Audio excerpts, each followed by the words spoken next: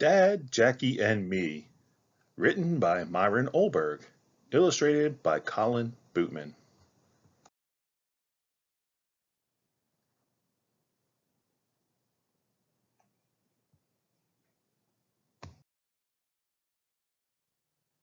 My ear was glued to the radio, like every other ear in Brooklyn.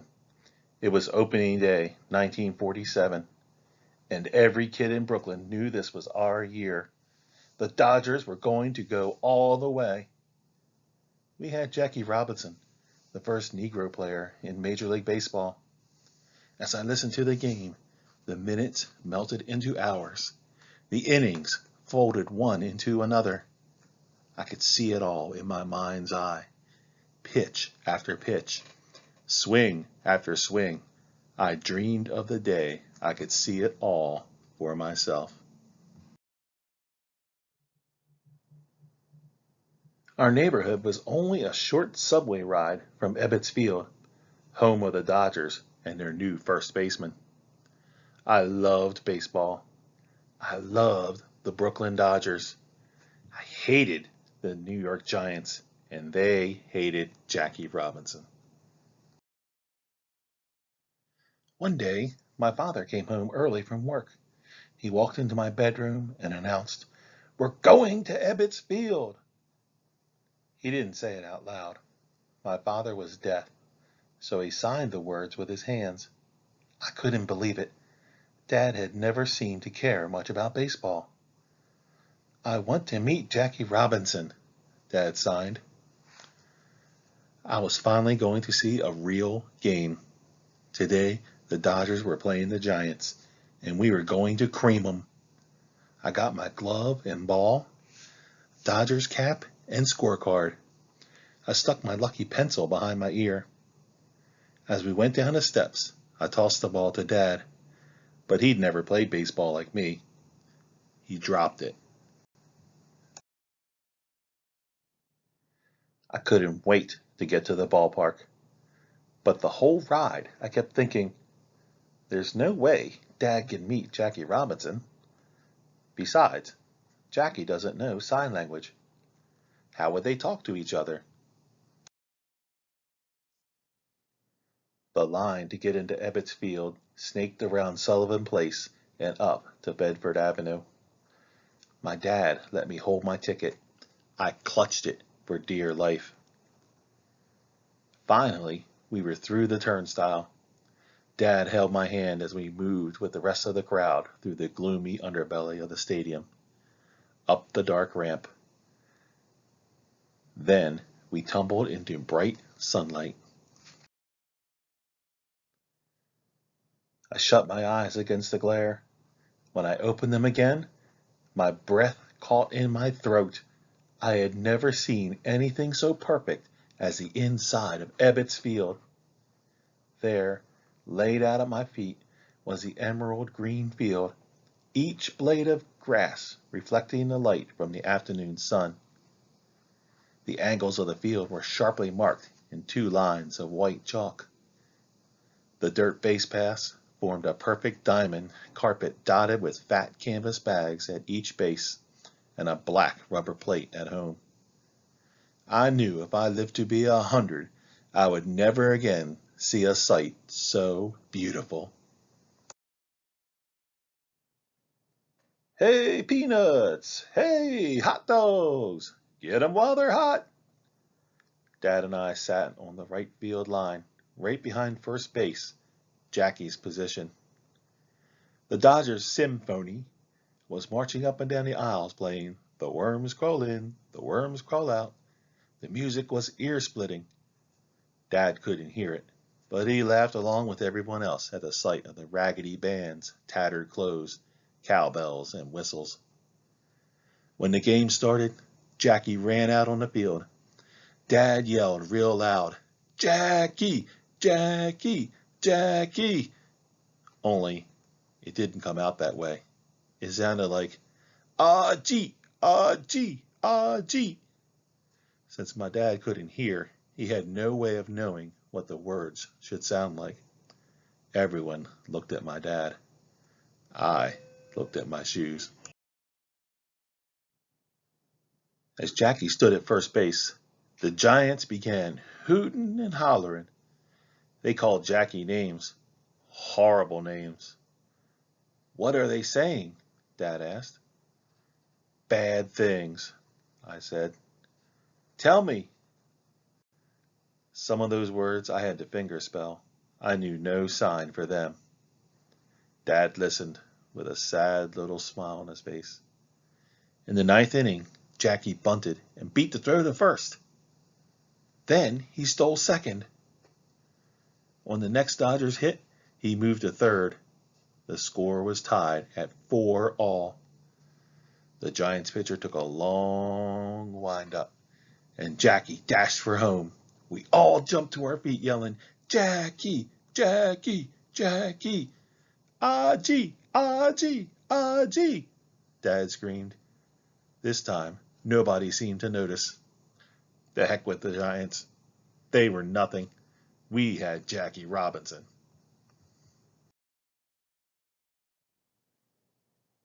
Every day when Dad came home from work, he started asking me questions. Not about school, about baseball. He wanted to know everything I knew, especially about Jackie Robinson. "What's Jackie's batting average?"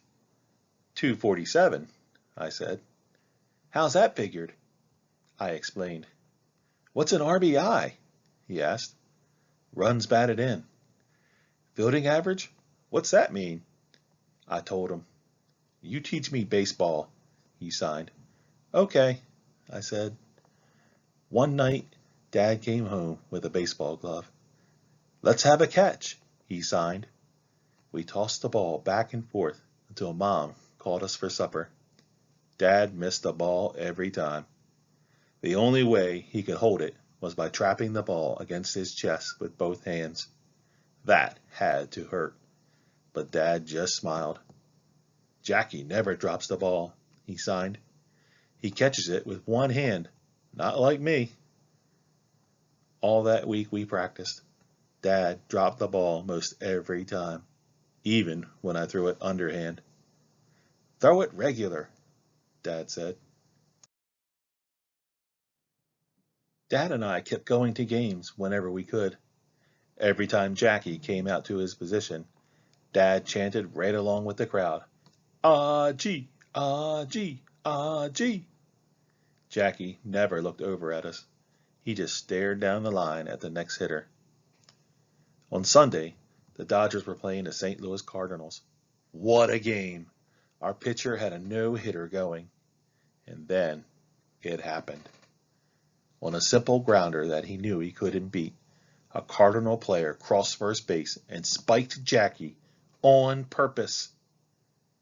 52,000 eyes popped. 26,000 jaws dropped. 26,000 tongues were stilled. Then, in that awful silence, my father jumped to his feet. "No!" he screamed. "Not fair! Aji! Aji! Aji!" The Brooklyn crowd went nuts. They leapt to their feet and joined my father. "Jackie! Jackie! Jackie!" The name bounced off the brick walls, climbed the iron girders, and rattled around under the wooden roof. But Jackie just stood at first base, his face a blank mask, blood streaming down his leg. It was almost as if he didn't hear the crowd.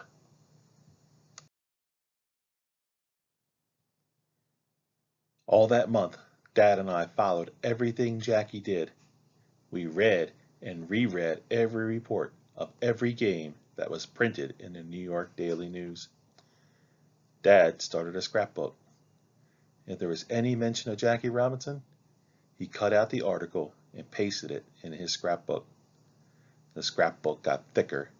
The Dodgers kept winning, and the opposing teams kept riding Jackie Robinson. But Jackie never reacted. He didn't even seem to notice, and he never complained. The Dodgers clinched the pennant that season when the Cards beat the Cubs. Dad and I went downtown the next day to see the big parade to honor Jackie. And back in the neighborhood, we had a block party to celebrate. It didn't matter whether the Dodgers won the last game of the season, since we were already over the top. But Dad and I didn't care. We went to Ebbets Field anyway. We went to see Jackie Robinson. In the third inning, Jackie smacked the ball to deep left field for a double. Then he flew home like the wind, his feet barely touching the base path. The Brooklyn crowd went crazy. Go, go, go, Jackie! Goo, goo, goo, ah, gee! My dad screamed right along with them. Finally, late in the day, as deep shadows stretched across the infield, Jackie caught a line drive hit down the first base line. It was the last out of the game. As the crowd cheered, Jackie stood alone at first base, staring at the ball in his glove. Then he turned and threw it into the stands, right to my father. That's when my dad did something he had never done before. He reached up and caught the ball in his bare hand. I'm not sure, but I think I saw Jackie Robinson smile. My dad dropped the ball into my empty glove. And just like that, the baseball season of 1947 was over. Author's note: this story is a work of fiction. Parts of it, however, are based in truth. My father, who was deaf and spoke only with his hands, worked as a printer for the New York Daily News. One night, in 1947, he brought home the paper, the ink not quite dry, and excitedly showed me the bold headline: Brooklyn Dodgers sign Jackie Robinson. Beneath it was a photo of two smiling men, the president of the Brooklyn Dodgers, Branch Rickey, and the grandson of a slave, Jackie Robinson. Now at last, my father signed to me, a Negro will play in the major leagues. And from the day he joined the Brooklyn Dodgers until the day he retired, Jackie Robinson was the main topic of conversation in our small Brooklyn apartment during every baseball season. My father could not throw or catch a baseball, let alone hit one. As a boy in 1910, he attended a deaf residential school where playing sports was not encouraged. In those days, most people considered deaf children severely handicapped and thought teaching them sports was a waste of time. What could my deaf father possibly have in common with this Negro baseball player, Jackie Robinson? During Jackie's first year as a Dodger, my father took me to many games. He told me to watch carefully how the opposing team would single Jackie out for unfair treatment, how they would actively discriminate against him on the field just because his skin was brown. Just you watch, he said. Jackie will show them that his skin color has nothing to do with how he plays baseball. He will show them all that he is as good as they are.